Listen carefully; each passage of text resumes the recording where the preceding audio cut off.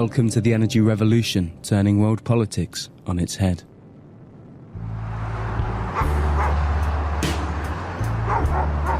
This is Williston, North Dakota. In the middle of the prairie, it's less than 130 kilometers from the border with Canada. Until 7 years ago, this was a sleepy town in the middle of nowhere, with 12,000 inhabitants. Now, there are 3 times as many people here. Yo. Hello. Hey, how you doing? Hello, sir. Welcome. I'm Wouter. Nice to meet you. Yeah, pleasure to have you. You're in charge of the only recession-free town in the United States, right? Yeah, I'm afraid so. No recession here. Hopefully we can help turn the rest of the country around. Yeah. Is it true? Zero unemployment almost? Like 0.3. Like hardly nothing? It's actually it's harder to find housing than it is to find a job here. Yeah. Williston is in the middle of a region 15 times larger than the Netherlands. And in the deep subsurface of the area, in the shale rock, are colossal gas and oil reserves. The method for extracting it from the ground was only recently discovered. And since then, Williston has become a new frontier, fueling a gas and oil fever. A boomtown in the truest sense of the word. Tom Rolfe is the city's main economic developer. His family, descended from Norwegian immigrants, has lived in this town for 4 generations. Rolfe is something of a local celebrity. If I could get you driving a truck, you could probably make $100,000 a year. Just as a truck driver? Yeah. Oh, I need a lot of trucks. So why would I want to work at McDonald's if I can make $100,000? That's the problem. McDonald's can't find anything. Can't find the work. Yeah, well, they got to work hard for it. They got to pay a little more. All right, let's go. The gas fields of North Dakota have proven so rich that the price of natural gas in the US has decreased by as much as 70% in recent years. And that's before the construction of the pipelines needed to deliver the gas is even complete. In Europe, it's natural gas that comes out of the ground. Here, it seems to be a lot of oil. What do you do with the gas? Initially, when we drill the well, we will flare it. But as we start drilling methodically down the country road, we're going to pipe it all, and it's all going to have to go to a gas plant. And what that plant is there for is not just to get the natural gas, but the beauty of our natural gas is it's heavy in natural gas liquids. Thanks to the shale revolution, America is now completely gas independent. In the future, by condensing the gas into liquid, it will be readily exported, even across oceans. Trucks, trucks, trucks, trucks. But for now, the gas released here is just a byproduct of oil extraction and is burned to reduce the environmental impact. Recent satellite photos show that at night this remote region shines even brighter than New York City. So this is very typical? But how exactly does this revolutionary drilling technique work? In the old days, you wanted to drill down 2 miles, go through a layer 100 feet thick, and then you perforate it around that well. Yeah. Today what we do is we go down 2 miles, and then we angle into that layer, and we follow it for 2 miles. So you first go down vertically, and then horizontally you just... Right, and then once we've drilled that, then we'll actually go in there and blast holes incrementally, sideways, and then we'll, under high pressure, pump water and sand in a gel-like liquid, trying to fracture the rock, because it's really dense rock, like a tombstone rock or a marble, but it's shale. So you fracture the rock with pressure, but then you try to get sand into those cracks, because sand's got porosity. And so that oil will leak out of the shale into the sand, back to the pipe, just like the roots of a tree bring water back up the trunk. And it solves the energy problem for the United States? Big, big. For a long time. No Middle Eastern oil necessary anymore. Exactly. And it's such a nice quality oil. That changes the world politics. Very much so. And economics. Who would have thought? You know, North Dakota. Yeah. Changing the world. Exactly. It's a revolution.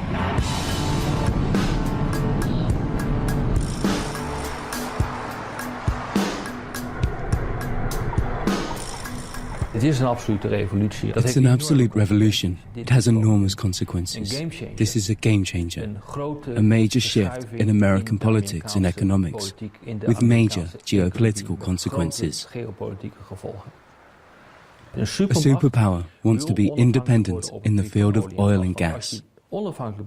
If you are independent in that area, then you do not need to worry about all those countries where that stuff comes from, which are often unstable countries, because we know that many conflicts are fed by energy and raw materials.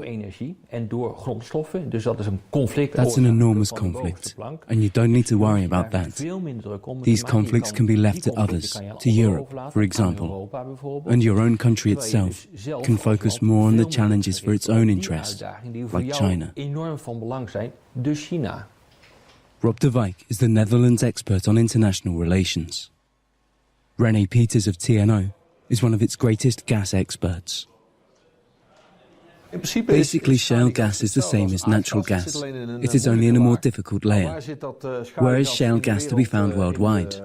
Traditionally, most of the gas is in Russia and the Middle East, in countries such as Qatar and Iran. Shale gas is much more widespread over the world, in a number of countries in large quantities, in Argentina, Brazil, South Africa, but also, for example, in China and Australia. In America, boomtown Williston is not holding back. There is a shortage of labor and a huge shortage of housing. Men come from all over to work in the shale industry and are placed in so-called man camps, container homes. Others live in campers in parking lots. Cost $1,100 per month for a place in the mud. People wanted to park these on any street in town and in somebody's backyard and next to a business and so forth, and we want to have an orderly community. So these are people from all over the United States? Yes.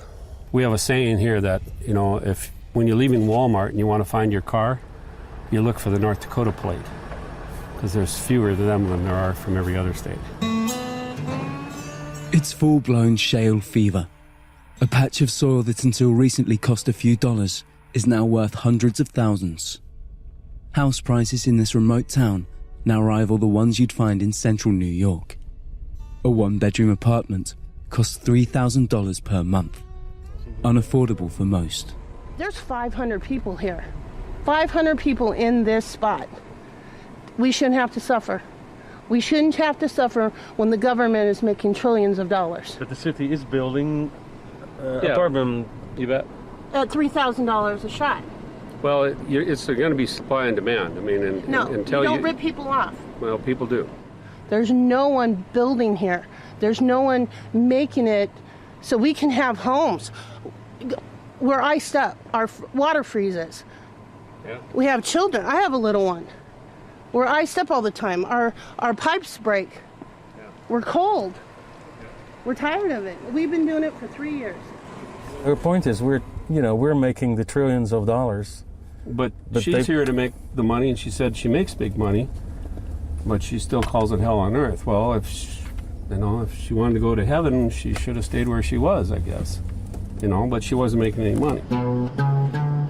It's a slightly less attractive side of the American dream. So far, it's mostly men who come to Williston. They work 12 hours on, 12 hours off, 14 days in a row. Truck drivers earn $100,000 a year here. Managers like Todd Farley, at least $400,000 to $500,000. You got to stop and figure we're away from our families. I'm 1,000 miles away from home. I come up, this customer that I'm working for now, they tell me I'd work 2 weeks on and 2 weeks off. It's 2 months, and I work 7 days a week. My average day is an 18-hour day. Well, it's time for you to start enjoying your money then, huh? Yeah, I've got plenty of toys.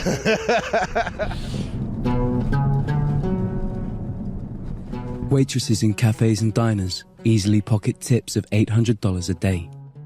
Strippers and lap dancers are flown in from Las Vegas. They earn at least $2,000 to $3,000 per night.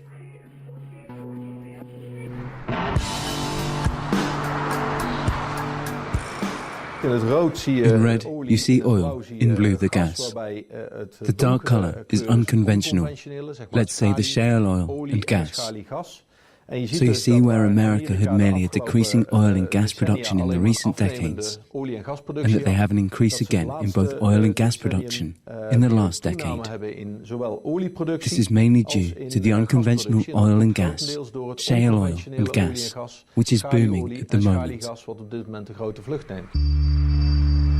One of the consequences of the shale revolution and low prices of cleaner gas is that the USA barely uses any coal anymore. It follows, for example in the United States, that because of the low gas prices, coal in America is expensive and is exported to Europe to be exploited here. In the main power stations, yes. As a result, here the main power plants for gas are shut and electricity is largely generated by coal. So the Americans dump their redundant coal here, and there are more European coal plants, while gas plants shut. That means that CO2 emissions increase in Europe, while it decreases in America.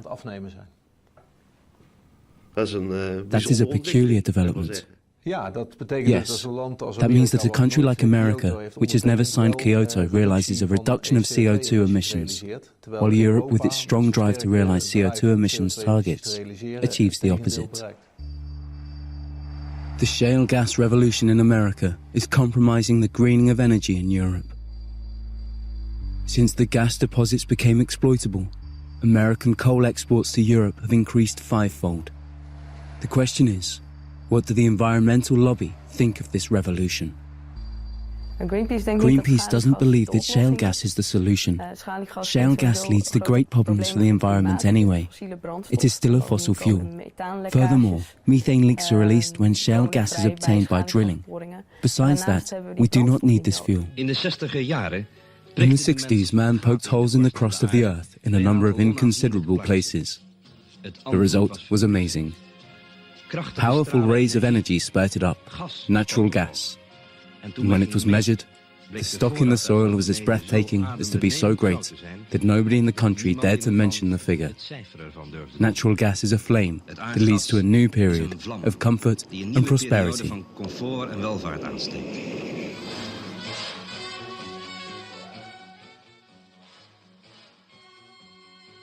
It was the largest natural gas field in Europe. At times, almost 20% of all government revenue in the Netherlands came from natural gas. It essentially funded the formation of the Dutch welfare state. Fast forward 40 years, and those state revenues have begun to fall. The Groningen gas field is now 2/3 empty. And in about 10 years, the Netherlands will not be able to meet its gas needs, depending on gas exporting countries like Russia. After 60 years, it must pay for gas, instead of earning from it. The extraction of shale gas could postpone this for years.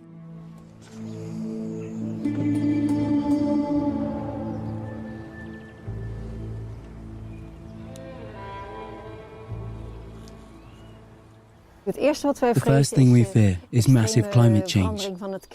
Methane comes up with shale gas. It's a greenhouse gas 25 times worse than ordinary CO2. Then there is another huge problem. The question of clean water. One needs clean water in order to inject the chemicals for fracking. That dirt comes up with benzene, arsenic, which our crops absorb. Then we'll get sick. If you want to develop shale gas in Europe, you may not catch the production water with chemicals and gases in open basins. It should be in closed basins. So the risk of leaking chemicals and methane evaporating in the open air cannot occur in Europe because of the strict environmental legislation.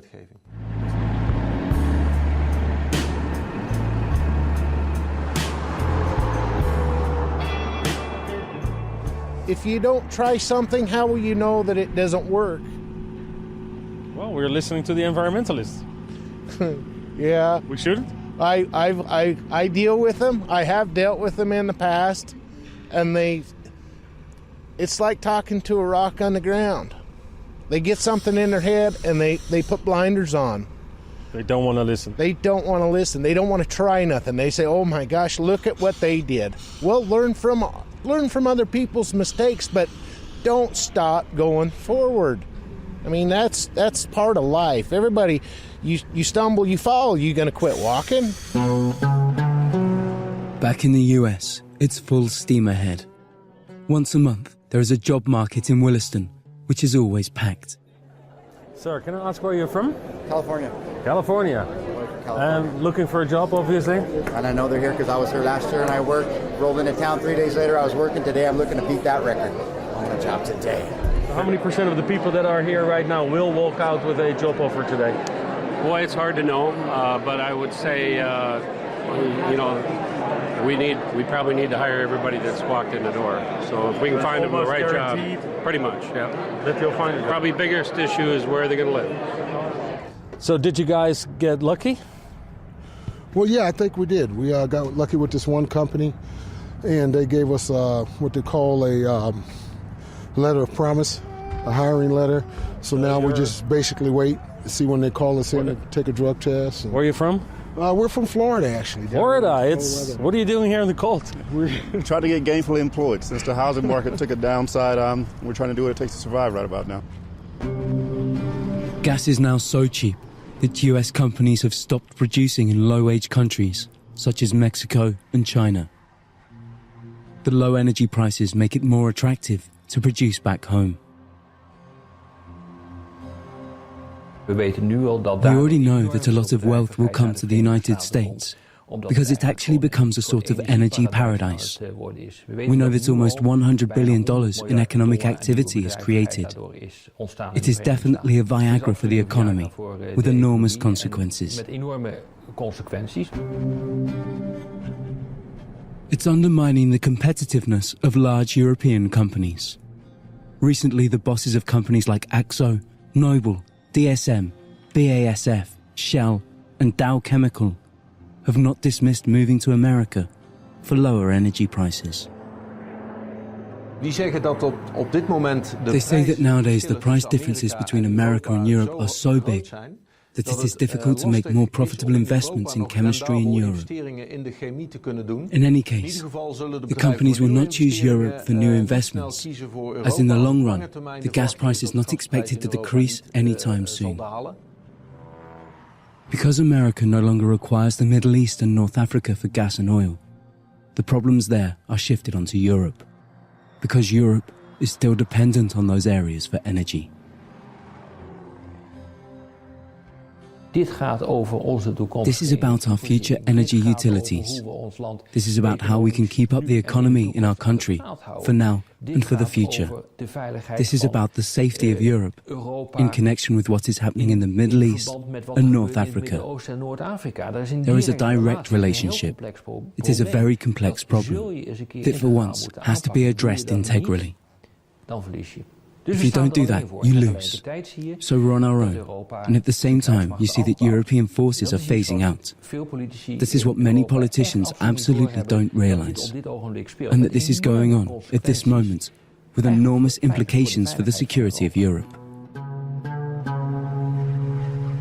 Whatever conclusions the public debate reaches, it's clear that the shale gas revolution is well and truly underway. And it seems the global politics of energy provision have changed forever.